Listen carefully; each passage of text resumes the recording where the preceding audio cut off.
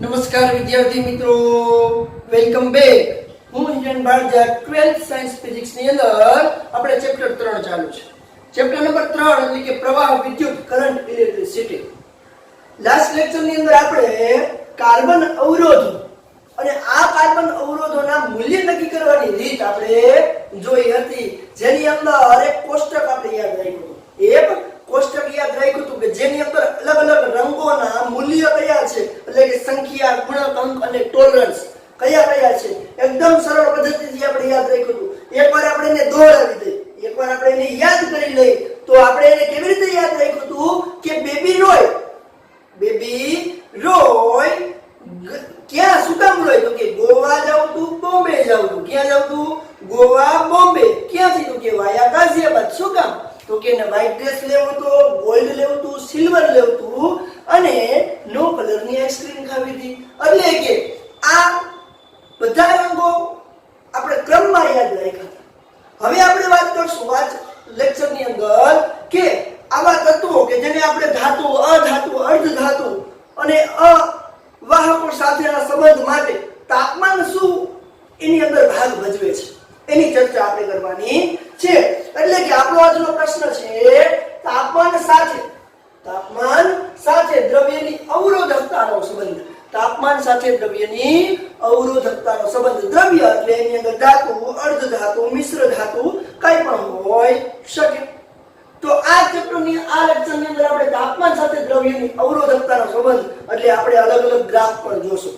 તો એના પહેલા આપણે વાત કરીએ કે એવી ધાતુ સુવાહકો, તો કે આપણને ખબર છે સૌપ્રથમ આપણે એક વાક્ય એવું લખી નાખવું જોઈએ કે દ્રવ્યોની અવરોધકતા એ તાપમાન પર આધાર રાખે છે. કેવા દ્રવ્યોની? તો કે મોટા ગાળાના તાપમાન ન હોય, એટલે કે સીમિત તાપમાન ધરાવતા હોય એવા. તો હું અહીંયા એવું કરું છું કે મોટા ગાળાના તાપમાન ન હોય અથવા તો મોટા ગાળાના તાપમાન કરતા સીમિત ધોરણે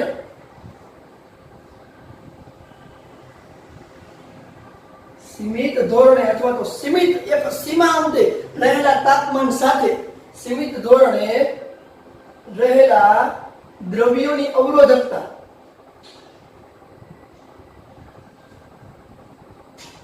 એ તાપમાન પર આધારિત છે.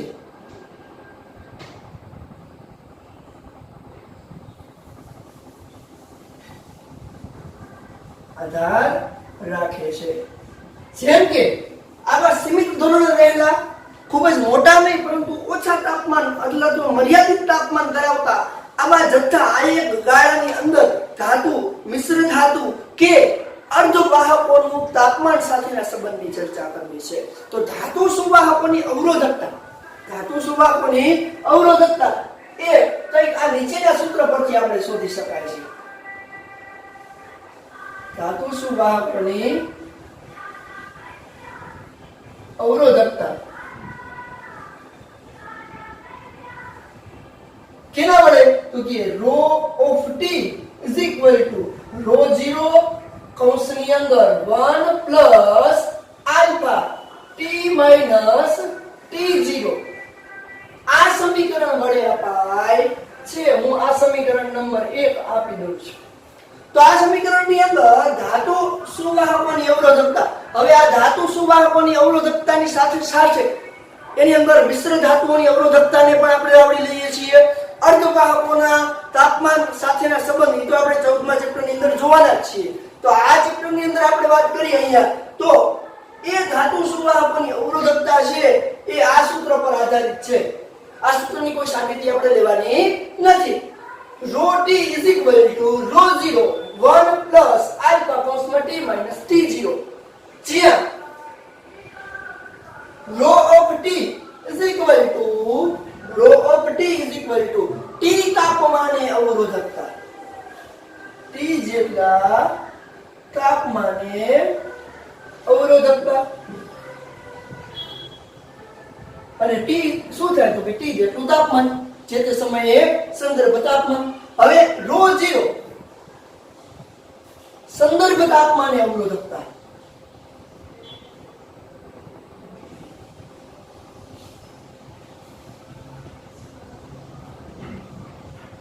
તો આપણે પ્રશ્ન એવો થાય સંદર્ભ તાપમાન એટલે કેવું? તો કે મોટા ભાગે સંદર્ભ તાપમાન આપણે ઓરડાના તાપમાને લઈએ છીએ કે જેની સાપેક્ષ તાપમાન આપણે બીજા તાપમાનોની સરખામણી કરતા હોય. તો આપણે ખબર છે ઓરડાનું તાપમાન 25 સેલ્સિયસ થી 27 સેલ્સિયસ ની વચ્ચે આપણે લઈએ છીએ. તો એ તાપમાન જે છે એને આપણે સંદર્ભ તાપમાન કહેશું. તો અહીંયા પછી આપણે વાત કરીએ આલ્ફા. તો આલ્ફા છે એ જે તે ધાતુ તત્વનો શું કહેવાય? તાપમાન ગુણાંક. તાપમાન ગુણાંક. હવે આ શું છે એ આપણે આગળ ભણાવેલા એકમ સહિતની ચર્ચા કરીએ. પછી T0 જેને હમણાં જ વાત કરી સંદર્ભ તાપમાન.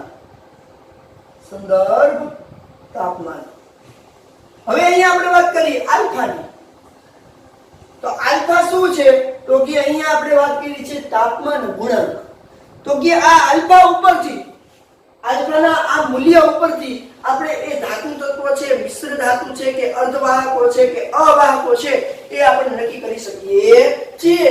તો આ જે આલ્ફા છે એ તાપમાન ગુણાંક છે એ આલ્ફા નો એકમ એટલે કે આલ્ફા નો એકમ શું થશે? સેલ્સિયસ ઇન્વર્સ અથવા તો કેલ્વિન ઇન્વર્સ. સેલ્સિયસ ઇન્વર્સ અથવા તો કેલ્વિન ઇન્વર્સ. કારણ કે આલ્ફા નો એકમ મેળવવો હોય તો આ નીચે જશે. અહીંયા આ બધા પદને આપણે અચળ અવગણીએ તો આ નીચે જાય. એટલે કે આલ્ફા નો એકમ તાપમાનનો સેલ્સિયસ કે કેલ્વિન ના પરથી સેલ્સિયસ ઇન્વર્સ કે કેલ્વિન ઇન્વર્સ આપણે એને કહી શકીએ. તો આલ્ફા નું પારિમાણિક સૂત્ર, આલ્ફાનું પારિમાણિક સૂત્ર પાછું બધાને ખબર પડી જાય કેલ્વિન ઇન્વર્સ. હવે આ આલ્ફાનું મહત્વ આની અંદર શું છે એની ચર્ચા કરીએ. તો કે આલ્ફાનું મહત્વ આ પ્રશ્નની અંદર કે ધાતુ અર્ધધાતુ કે અધાતુઓની અંદર ખૂબ જ રહેલું છે. જેમ કે અહીંયા વાત કરીએ કે ધાતુ તત્વોમાં આલ્ફાનું મૂલ્ય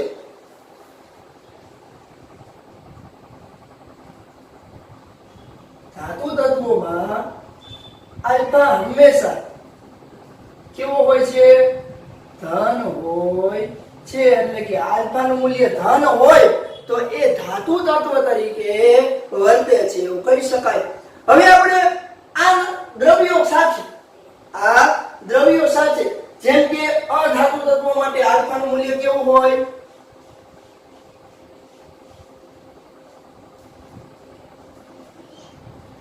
આલ્ફા ઋણ હશે. હવે આપણે વાત કરીએ કે આ ધાતુ તત્વો માટે આ ધાતુ તત્વો મિશ્ર ધાતુ કે અર્ધવાહકો માટે અવરોધકતાના સંદર્ભમાં તાપમાન ઉપર શું અસર થાય અથવા તો તાપમાનના લીધે એની અવરોધકતામાં શું ફેરફાર થાય છે એની ચર્ચા કરીએ. તો ચાલો અહીંયા આપણે વાત કરશું પહેલા ધાતુ તત્વો માટેની. તો પહેલો ગ્રાફ હું કંઈક એવો દોરીશ કે ધાતુ તત્વો માટેનું એક વાક્ય અહીંયા લખું છું. 0° સેલ્સિયસ તાપમાન 0° સેલ્સિયસ તાપમાને અથવા 273 કેલ્વિન તાપમાન કરતા 273 કેલ્વિન તાપમાન કરતા નીચા તાપમાને જો ધાતુ તત્વને રાખવામાં આવે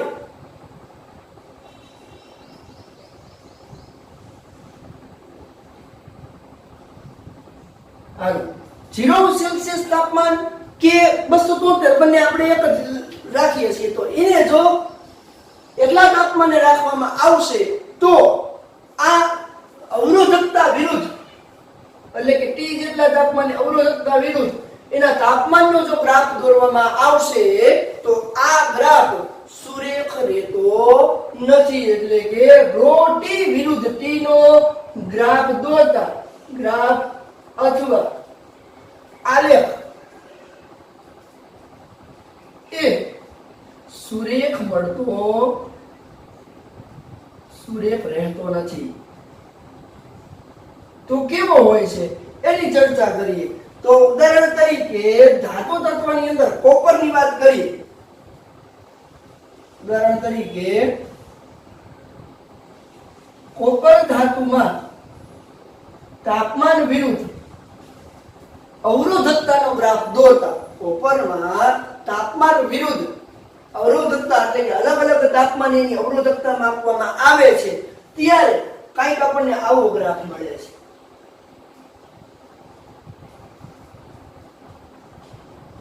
આ અવરોધકતા T તાપમાન, આ એનું તાપમાન T, ત્યારે અહીંયા અલગ અલગ મૂલ્ય કેલ્વિન ની અંદર આપણે આપ્યા છે. કેવા?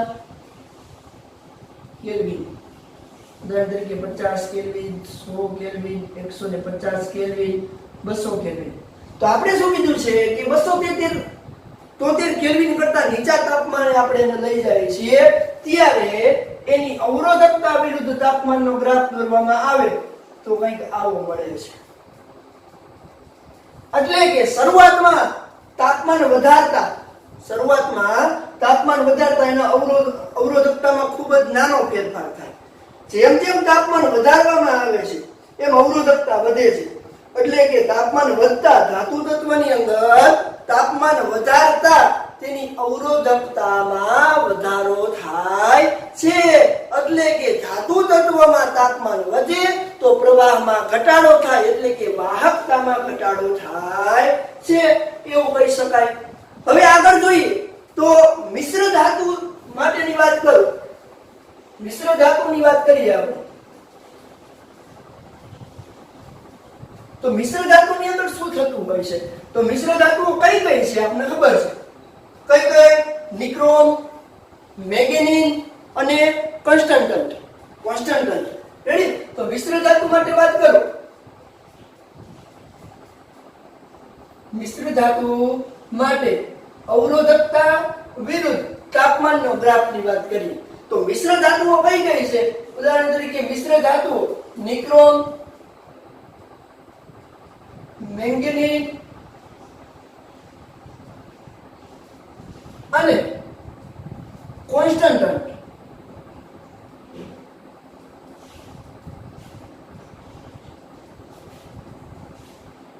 નિક્રોમ, મેંગેનીઝ અને કોન્સ્ટન્ટન્ટ આવી મિશ્ર ધાતુઓ માટે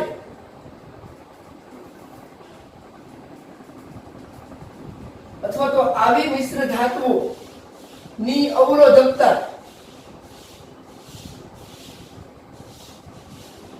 તાપમાન સાથે ખૂબ જ ઓછી બદલાય છે. તાપમાન સાથે ખૂબ જ ઓછી બદલાય છે. એનો મીનિંગ એવો થાય કે મિશ્ર ધાતુઓ છે એ તાપમાન સાથે ખાસો એવો સંબંધ દર્શાવતું નથી. એટલે કે મોટા એવા તાપમાનના ગાળામાં પણ તાપમાનના ખૂબ જ મોટા ગાળા સાથે આવી મિશ્ર ધાતુઓના તાપમાન છે એમાં ખૂબ જ અથવા તો અવરોધકતામાં ખૂબ જ ઓછો વધારો થાય છે. જેમ કે અહીંયા આપણે જોઈનો ગ્રાફ દોરીએ તો આ અવરોધકતા વિરુદ્ધ તાપમાન કેલ્વિન ની અંદર અહીંયા રાખું છું 500 કેલ્વિન, 600 કેલ્વિન, 700 કેલ્વિન. તો તાપમાનના આવા મોટા ગાળાની અંદર પણ અહીંયા અવરોધકતા આપણે રાખું છું 1.1, 1.2, 1.3 ohm into metre. Ohm into મીટરના ક્રમની જે અવરોધકતા છે. હવે અહીંયા આપણે વાત કરી કે નિક્રોમ, મેંગેનીઝ, કોન્સ્ટન્ટન્ટ જેવી આવી મિશ્ર ધાતુઓ છે એની અવરોધકતા મોટા તાપમાનના ગાળા સાથે પણ ખૂબ જ ઓછી સંવેદનશીલ છે. ઓછી સંવેદનશીલ હોવી એટલે શું? એટલે કે એની અવરોધકતામાં ખૂબ જ ઓછો ફેરફાર થાય. અવરોધકતામાં ખૂબ જ ઓછો ફેરફાર થાય. જેમ કે જોઈ શકાય ઉદાહરણ તરીકે 100 કેલ્વિન છે તો 100 કેલ્વિન તાપમાને અવરોધકતા આટલી છે 1.2 જેટલી. ઉદાહરણ આપણે તો ખાલી માત્ર ઉદાહરણ લઈએ છીએ. પછી એના તાપમાનમાં મોટો ફેરફાર કરો છો છતાં પણ એની અવરોધકતામાં ખૂબ જ ઓછો ફેરફાર જોવા મળે છે. તો આ ગ્રાફ પરથી કહી શકાય, આપેલ આલેખ પરથી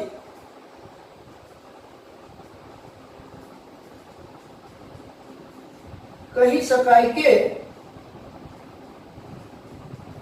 મિશ્ર ધાતુઓ ની અવરોધકતા શું છે તો કે તાપમાન સાથે ઓછી સંવેદનશીલ છે. તાપમાન સાથે ઓછી સંવેદનશીલ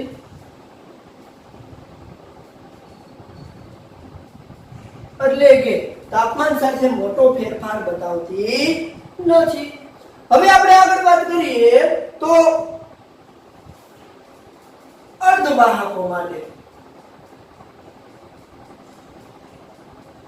તો અર્ધવાહકો માટે ઇન ડિટેલ ની અંદર આપણે 14મા ચેપ્ટર ની અંદર તો ભણશું, પણ અર્ધવાહકોની અંદર શું થાય છે તો કે અર્ધવાહકોમાં તાપમાન વધારવામાં આવે એમ અર્ધવાહકોમાં મુક્ત ઇલેક્ટ્રોનની સંખ્યા વધે. મુક્ત ઇલેક્ટ્રોનની સંખ્યામાં વધારો થાય એટલે કે n માં વધારો થયો. n માં વધારો થાય એમ એની વાહકતામાં વધારો થાય છે. એટલે કે તાપમાન વધારતા અવરોધકતા ઘટે છે. તો અહીંયા આપણે શું લખી શકીએ? અર્ધવાહકો માટે ρT વિરુદ્ધ તાપમાનનો ગ્રાફ દોરવામાં આવે. હું અહીંયા દોરું છું. અર્ધવાહક માટે અહીં લખું છું. અર્ધવાહકો માટે જો અવરોધકતા વિરુદ્ધ તાપમાનનો ગ્રાફ દોરવામાં આવે તો આ ગ્રાફની અંદર અર્ધવાહકોમાં આ ગ્રાફની અંદર તાપમાન વધતા એની અવરોધકતામાં ઘટાડો થાય છે. અને અમુક એવો પણ સમય આવે, એવું તો વાહકની અંદર પણ થાય છે, અમુક એવો સમય પણ આવશે કે અમુક નિશ્ચિત એવા તાપમાને એની અવરોધકતા નહિવત શૂન્ય થઈ જાય છે. અને આવો પદાર્થ સુપર કંડક્ટર તરીકે વર્તે છે, સારામાં સારા વિદ્યુત વાહક તરીકે વર્તે છે. તો દ્રવ્ય એની તાપમાન સાથેની અવરોધકતામાં શું અસર જોવા મળે છે એની આ ચર્ચા આપણે કરી. હવે આપણે એવા સૂત્ર તરફ આપણે જઈએ કે જે સૂત્ર આપણે આગળ તારવી દીધેલું છે એની ચર્ચા કરું કે દ્રવ્યોની અવરોધકતા છે. એ અવરોધકતાની વાત કરી ત્યારે આ સૂત્ર આપણને યાદ આવે છે. કયું સૂત્ર તો કે દ્રવ્યની અવરોધકતા કે વાહકતાનું સમીકરણ. વાહકતાનું સમીકરણ. હાલો, કયું સમીકરણ આપણને યાદ આવે તો કે ρ m upon a ની square into τ. Sorry, sigma ρ sigma ને એટલે કે અવરોધકતા. વાહકતા સાથેનો સંબંધ 1 સિગ્મા. વાહકતા સાથેનો સંબંધ 1 સિગ્મા. એટલે કે અહીંયા આપણે ચર્ચા કરીએ છીએ અવરોધકતાની. તો આપેલ વાહક ધાતુ તત્વ કે દ્રવ્યની અવરોધકતાની અંદર આ સૂત્રનું શું મહત્વ છે તો કે એની અવરોધકતા છે એમાં રહેલા n એટલે કે મુક્ત ઇલેક્ટ્રોન સાથે વ્યસ્ત પ્રમાણમાં અને રિલેક્સેશન સમય ના પણ વ્યસ્ત પ્રમાણમાં છે. તો આ સમીકરણ નંબર 2 આને આપો તો સમીકરણ 2 પરથી શું કહી શકાય તો કે સમીકરણ 2 પરથી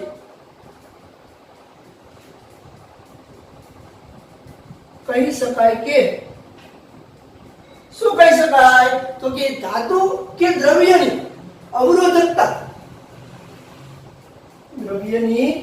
અવરોધકતા એ તેમાં રહેલા મુક્ત વિદ્યુતભાર વાહકોના વ્યસ્ત પ્રમાણમાં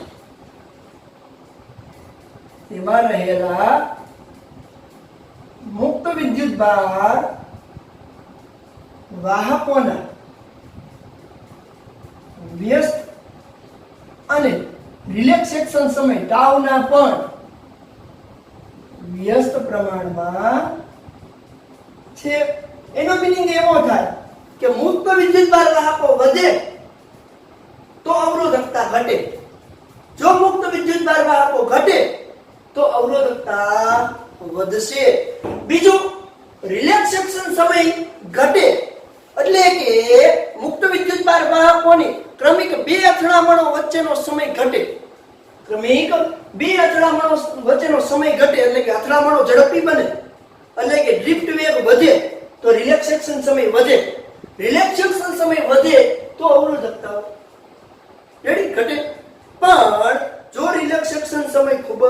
વધે અથવા તો ઓછો થાય, રિલેક્સેશન સમય એટલે કે ઝડપથી અથડાતા હોય ઇલેક્ટ્રોન, એનો વેગ ઝડપથી આપણો દીપ્ત વેગ મળતો હોય ત્યારે અહીંયા અવરોધકતા ખૂબ જ વધે છે. તો આપેલ ધાતુ તત્વ કે દ્રવ્યની અંદર અવરોધકતા એ એના રહેલા n એટલે કે વિદ્યુતભાર વાહકો અને રિલેક્સેશન સમય પર પણ આધાર રાખે છે. તો આ હતું દ્રવ્યની તાપમાન સાથેની અવરોધકતાનો